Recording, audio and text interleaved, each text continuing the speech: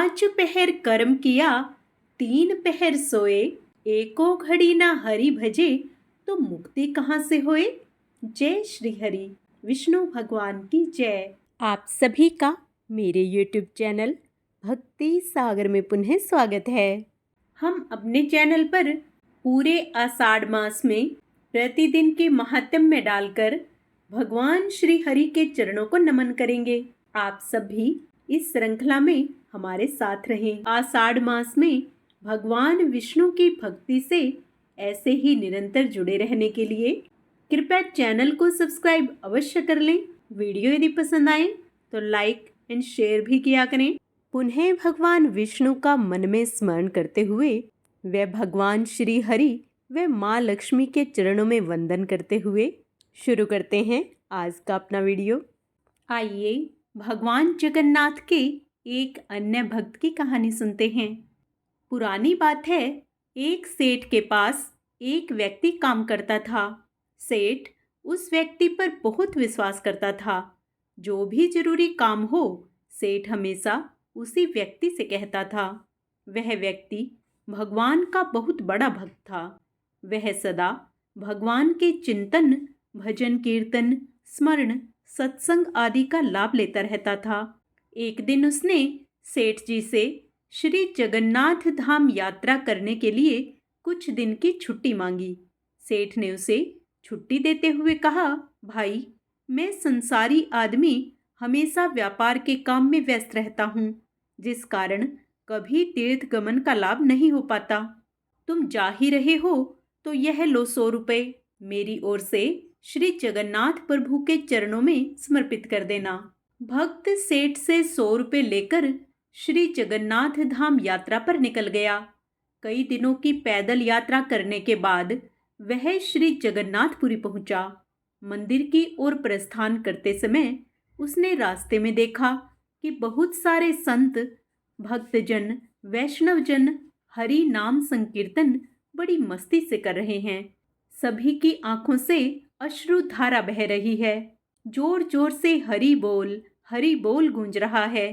संकीर्तन में बहुत आनंद आ रहा था। भक्त भी वहीं रुककर हरि नाम संकीर्तन का आनंद लेने लगा।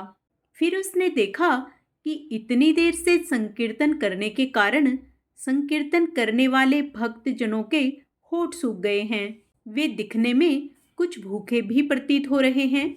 उसने सोचा, क्यों ना सेठ के 100 रुपये से इन भक्तों को भोजन करा दूं। उसने उन सभी को उन 100 रुपये में से भोजन की व्यवस्था कर दी।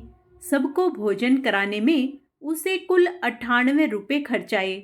उसके पास 2 रुपये बच गए और उसने सोचा, चलो अच्छा हुआ, 2 रुपये जगन्नाथ जी के चरणों में सेठ के नाम से चढ़ा दूंगा। जब सेठ पूछेगा तो कहूँगा पैसे चढ़ा दिए। सेठ यह तो नहीं कहेगा 100 रुपये चढ़ाए। सेठ जब पूछे पैसे चढ़ा दिए, मैं बोल दूंगा कि पैसे चढ़ा दिए। झूठ भी नहीं होगा और काम भी हो जाएगा। भक्त ने श्री जगन्नाथ जी के दर्शनों के लिए मंदिर में प्रवेश किया। श्री जगन्नाथ जी की छवि को निहारते हुए अपने हृदय में उनको विराजमान कराया। अंत में उसने सेठ के 2 रुपये श्री जगन्नाथ जी के चरणों में चढ़ा दिए और बोला, यह 2 रुपये सेठ ने भेजे हैं। उसी रात सेठ के पास स्वप्न में श्री जगन्नाथ जी आए, आशीर्वाद दिया और बोले, सेठ, तुम्हारे 98 रुपये मुझे मिल गए हैं। यह कहकर श्री जगन्नाथ जी अंतर्ध्यान हो गए। सेठ जाग गया और सोचने लगा, मेरा नौकर तो बड़ा ईमानदार है, पर अचानक उसे क्या जरूरत पड़ गई थी। उसने 2 रुपये भगवान को कम चढ़ाए। उसने 2 रुपये का क्या खा लिया, उसे ऐसी क्या जरूरत पड़ी। ऐसा विचार सेठ करता रहा। काफी दिन बीतने के बाद भक्त वापस आया और सेठ जी के पास पहुंचा। सेठ ने कहा कि मेरे पैसे जगन्नाथ जी को चढ़ा दिए थे। भक्त बोला, हाँ, मैंने पैसे चढ़ा दिए। सेठ ने कहा, पर तुमने 98 रुपये क्यों चढ़ाए, 2 रुपये किस काम में इस्तेमाल किए। तब भक्त ने सारी बात बताई कि उसने 98 रुपये से संतों को भोजन करा दिया था और ठाकुर जी को सिर्फ 2 रुपये चढ़ाए थे। सेठ सारी बात समझ गया। वह बड़ा खुश हुआ तथा भक्त के चरणों में गिर पड़ा। आप धन्य हो। आपकी वजह से मुझे श्री जगन्नाथ जी के दर्शन यहीं बैठे बैठे हो गए। भगवान को आपके धन की कोई आवश्यकता नहीं है। भगवान को वे 98 रुपये स्वीकार हैं जो जीव मात्र की सेवा में खर्च कर दिए, और उन 2 रुपये का कोई महत्व नहीं जो उनके चरणों में नकद चढ़ाए गए। इस कहानी का सार यह है कि भगवान को चढ़ावे की जरूरत नहीं होती। सच्चे मन से किसी जरूरतमंद की जरूरत को पूरा कर देना भी भगवान को भेंट चढ़ाने से कहीं ज्यादा अच्छा होता है। हम उस परमात्मा को क्या दे सकते हैं जिसके दर पर हम ही भिखारी हैं। जय जगन्नाथ, जय श्री हरि। आइए आषाढ़ मास का आगे का महात्म्य स्मरण करते हैं। हे मुनि श्रेष्ठ, उस समय से परखड़ तेजो युक्त भगवान सूर्य अपने मार्ग से, अन्य तारागण भी अपने अपने मार्ग से चलने लगे। सुंदर दीप्तिशाली भगवान अग्निदेव अत्यंत प्रज्वलित हो उठे और उसी समय से समस्त प्राणियों की धर्म में प्रवृत्ति हो गई। हे द्विजोत्तम, त्रिलोकी श्री संपन्न हो गया और देवताओं में श्रेष्ठ इंद्र भी पुनः श्रीमान हो गए। तदंतर इंद्र ने स्वर्गलोक में जाकर फिर से देव राज्य पर अधिकार पाया और राज्य सिंहासन पर आरूढ़ हो पद्महस्ता श्री लक्ष्मी जी की इस प्रकार स्तुति की। इंद्र बोले, संपूर्ण लोकों की जननी, विकसित कमल के सदृश नेत्रों वाली, भगवान विष्णु के वक्षस्थल में विराजमान कमलो उद्भवा श्री लक्ष्मी देवी को मैं नमस्कार करता हूँ। कमल ही जिनका निवास स्थान है, कमल ही जिनके कर कमलों में सुशोभित है तथा कमल दल के समान ही जिनके नेत्र हैं, उन कमल मुखी कमल नाभ प्रिया श्री कमला देवी की मैं वंदना करता हूँ।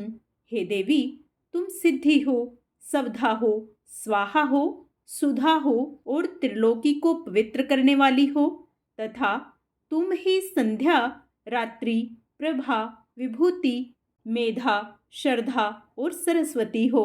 हे शोभने, यज्ञ विद्या, महाविद्या और गुह्य विद्या तुम ही हो तथा हे देवी, तुम ही मुक्ति फलदायिनी आत्मविद्या हो।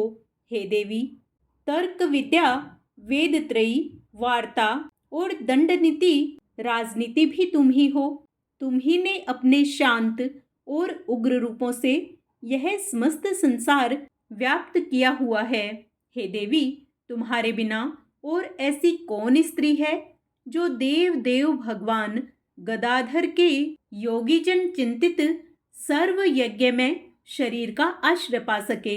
देवी, तुम्हारे छोड़ देने पर संपूर्ण त्रिलोकी नष्ट प्राय हो गई थी। अब तुम ही ने उसे पुनः जीवन दान दिया है। महाभागे, स्त्री, पुत्र, ग्रह, धन, धान्य तथा सुहृदय, ये सब सदा आप ही के दृष्टिपात से मनुष्यों को मिलते हैं। देवी, तुम्हारी कृपया दृष्टि के पात्र पुरुषों के लिए शारीरिक आरोग्य, ऐश्वर्य, शत्रु पक्ष का नाश और सुख आदि कुछ भी दुर्लभ नहीं है। तुम संपूर्ण लोकों की माता हो और देव देव भगवान हरि पिता हैं। हे मातः, तुमसे और श्री हरि विष्णु भगवान से यह सकल चराचर जगत व्याप्त है। हे सर्व पावनी मातेश्री, हमारे कोष, खजाने, पशुशाला, गृह, भोग सामग्री, शरीर और स्त्री आदि को आप कभी न त्यागें, अर्थात इनमें भरपूर रहें। हे विष्णु वक्ष स्थल निवासिनी, हमारे पुत्र, सुहृदय, पशु और भूषण आदि को आप कभी न छोड़ें। जिन मनुष्यों को तुम छोड़ देती हो, उन्हें सत्व, मानसिक बल, सत्य, सोच और शील आदि गुण भी शीघ्र ही त्याग देते हैं और तुम्हारी कृपया दृष्टि होने पर ही गुणहीन पुरुष भी शीघ्र ही शील आदि संपूर्ण गुण और कुलीनता तथा ऐश्वर्य आदि से संपन्न हो जाते हैं। हे देवी, जिस पर तुम्हारी कृपया दृष्टि है वही प्रशंसनीय है, वही गुणी है, वही धन्य भाग है वही कुलीन और बुद्धिमान है तथा वही सूरवीर और पराक्रमी है। हे विष्णु प्रिय, हे जगत जननी, तुम जिससे विमुख हो उसके तो सील आदि सभी गुण तुरंत अवगुण रूप हो जाते हैं। हे देवी, तुम्हारे गुणों का वर्णन करने में तो श्री ब्रह्मा जी की रसना भी समर्थ नहीं है, फिर मैं क्या कह सकता हूँ। अतः हे कमल नयने, अब मुझ पर प्रसन्न हो और मुझे कभी न छोड़ो। श्री पाराशर जी बोले, हे द्विज, इस प्रकार सम्यक स्तुति किए जाने पर सर्वभूत स्थिता श्री लक्ष्मी जी सब देवताओं के सुनते हुए इंद्र से इस प्रकार बोली। श्री लक्ष्मी जी बोली, हे देवेश्वर इंद्र, मैं तेरे इस स्तोत्र से अति प्रसन्न हूँ। तुझको जो अभिष्ट हो वही वर मांग ले, मैं तुझे वर देने के लिए ही यहाँ आई हूँ। इंद्र बोले, हे देवी, यदि आप वर देना चाहती हैं तो मैं भी यदि वर पाने योग्य हूँ तो मुझको पहला वर तो यही दीजिए कि आप इस त्रिलोकी का कभी त्याग ना करें, और हे समुद्र संभवे, दूसरा वर मुझे यह दीजिए, जो कोई आपकी इस स्तोत्र से स्तुति करे उसे आप कभी ना त्यागें। श्री लक्ष्मी जी बोली, हे देवश्रेष्ठ इंद्र, मैं अब इस त्रिलोकी को कभी नहीं छोड़ूंगी। तेरे स्तोत्र से प्रसन्न होकर मैं तुझे यह वर देती हूँ तथा जो कोई मनुष्य प्रातःकाल और सायंकाल के समय इस स्तोत्र से मेरी स्तुति करेगा उससे भी मैं कभी विमुख नहीं होऊंगी।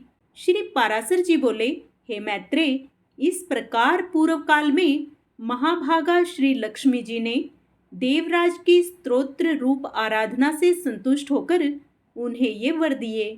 लक्ष्मी जी पहले भृगु जी के द्वारा ख्याति नामक स्त्री से उत्पन्न हुई थी, फिर अमृत मंथन के समय देव और दानवों के प्रयत्न से वे समुद्र से प्रकट हुई। इस प्रकार संसार के स्वामी देवाधिदेव श्री भगवान विष्णु जब जब अवतार धारण करते हैं तभी लक्ष्मी जी उनके साथ रहती हैं। जब श्री हरि आदित्य रूप हुए तो वे पद्म से फिर उत्पन्न हुई और पद्मा कहलाई, और जब वे परशुराम हुए तो वे पृथ्वी हुई। श्री हरि के राम होने पर वे सीता जी हुई और कृष्णा अवतार में श्री रुक्मणी जी हुई। इसी प्रकार अन्य अवतारों में भी वे भगवान से कभी पृथक नहीं होती। भगवान के देवरूप होने पर वे दिव्य शरीर धारण करती हैं और मनुष्य होने पर मानवी रूप से प्रकट होती हैं। विष्णु भगवान के शरीर के अनुरूप ही वे अपना शरीर बना लेती हैं। जो मनुष्य लक्ष्मी जी के जन्म की इस कथा को सुनेगा अथवा पढ़ेगा उसके घर में वर्तमान, आगामी और भूत तीनों कुलों के रहते हुए कभी लक्ष्मी का नाश नहीं होगा। हे मुने, जिन घरों में लक्ष्मी जी के इस स्तोत्र का पाठ होता है उनमें कलह की आधारभूता दरिद्रता कभी नहीं ठहर सकती। हे ब्राह्मण, तुमने जो मुझसे पूछा था कि पहले भृगु जी की पुत्री होकर फिर लक्ष्मी जी अक्षीर समुद्र से कैसे उत्पन्न हुई, सो मैंने तुमसे यह सब वृतांत कह सुनाया। इस प्रकार इंद्र के मुख से प्रकट हुई यह लक्ष्मी जी की स्तुति सकल विभूतियों की प्राप्ति का कारण है। जो लोग इसका नित्य प्रति पाठ करेंगे उनके घर में निर्धनता कभी नहीं आएगी। जय माँ लक्ष्मी, जय श्री हरि। आज का अध्याय यही समाप्त होता है। आगे का अध्याय हम अपने कल के वीडियो में करेंगे। पूर्ण पुण्य लाभ प्राप्त करने के लिए आप उसे भी अवश्य श्रवण करें। जय श्री हरि। भगवान विष्णु को प्रसन्न करने के लिए आइए अब विष्णु चालीसा का पाठ करते हैं। विष्णु सुनिए विनय, सेवक की चितलाए, कीरत कुछ वर्णन करूं, दीजिए ज्ञान बताए।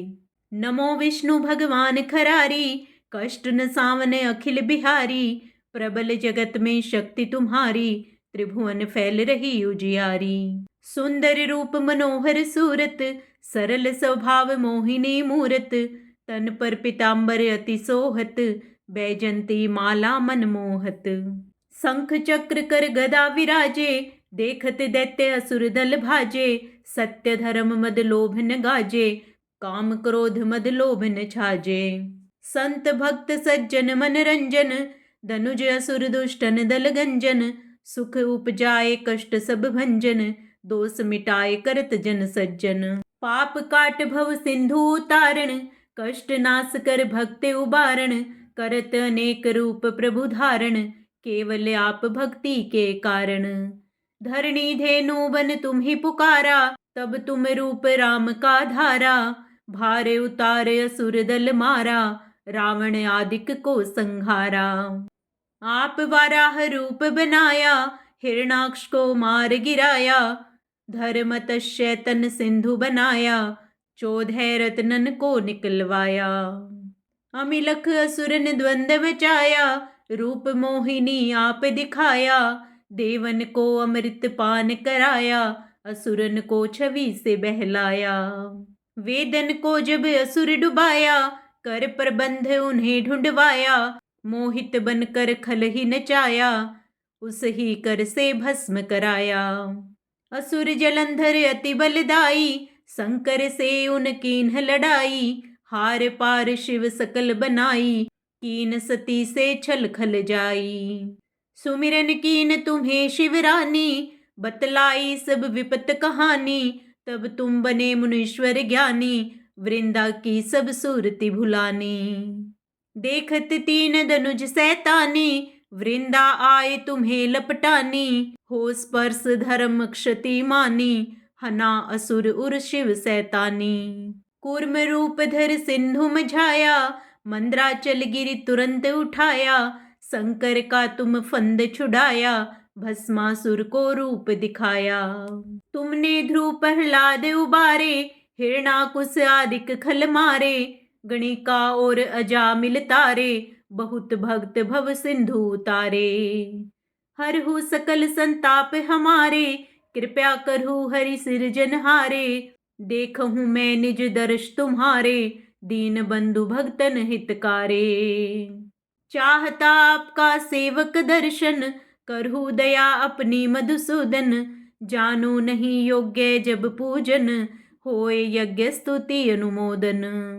सील दया संतोष सुलक्षण, विदित नहीं व्रत बोध विलक्षण। करहूँ आप किस विधि पूजन, कुमति विलोक होत दुख भीषण। करहूँ प्रणाम कौन विधि सुमिरन, कौन भांति मैं करहूँ समर्पण। सुर मुनि करत सदा सेवकाई, हर्षित रहत परम गति पाई।